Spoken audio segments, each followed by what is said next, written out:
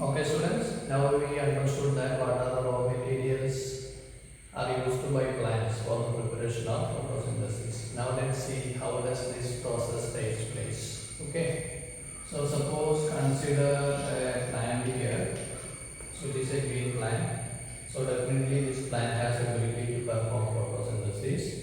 So for photosynthesis, they need carbon dioxide and they need water, isn't it?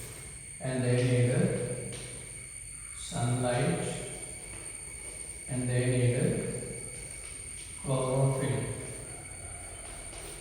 This chlorophyll is definitely present in the leaf because it is a green colored pigment, and the chlorophyll is okay, isn't it? It is present in the leaf, and there is a presence of sunlight is very important.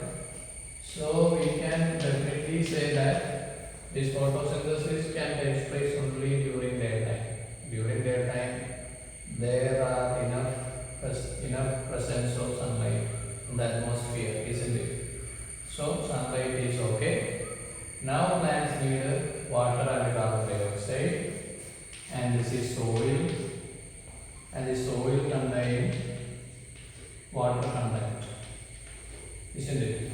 So the root of the plants can easily absorb this water, and carbon dioxide also need this carbon dioxide present in the atmosphere.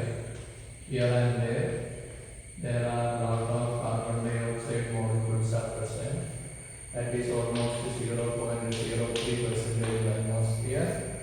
So plants can easily obtain carbon dioxide from the atmosphere and water from the soil, and sunlight is abundantly present in the atmosphere during daytime, and chlorophyll is a green colored pigment, so that is present in the leaf itself.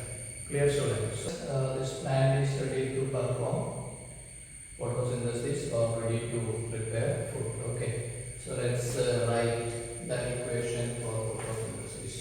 Okay, so they utilize which one?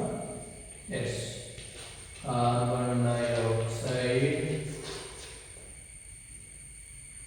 from the atmosphere and water from the soil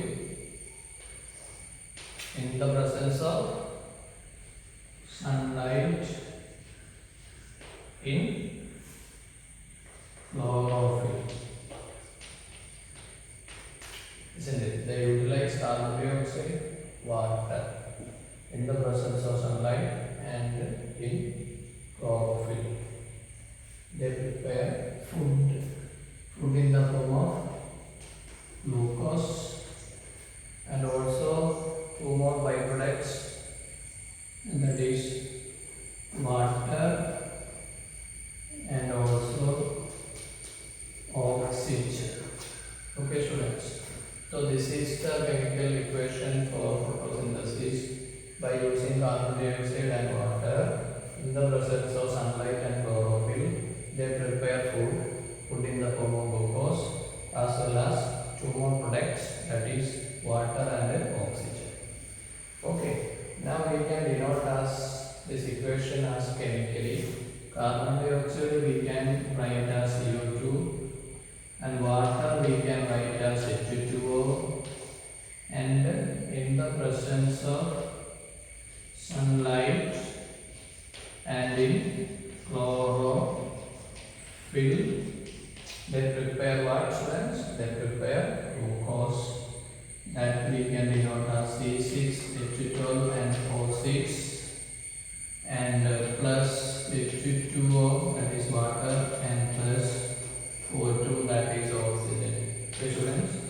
So this is the chemical equation for photosynthesis. Clear?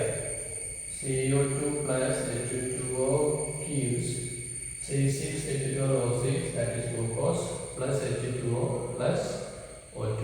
Understand? So what are the reactants in photosynthesis? Carbon dioxide and water. And what are the products? That is glucose, Clear? Okay students, now let's see the another topic, that is how is food stored in the plants. Okay, so my question is, after photosynthesis, plants prepare food definitely in the form of glucose, isn't it? But the problem is, this glucose is highly soluble in water. This glucose is highly soluble in water. So what is the problem? After the preparation of food, that is in the form of glucose, this glucose will be soluble, and after that the glucose may be no more in the plants. So for overcoming this problem, this glucose convert into starch. This is not soluble in water, and food is stored in the form of starch in plants. Clear? How is food stored in the plants? In the form of starch. Why? Because after photosynthesis, plants prepare food in the form of glucose.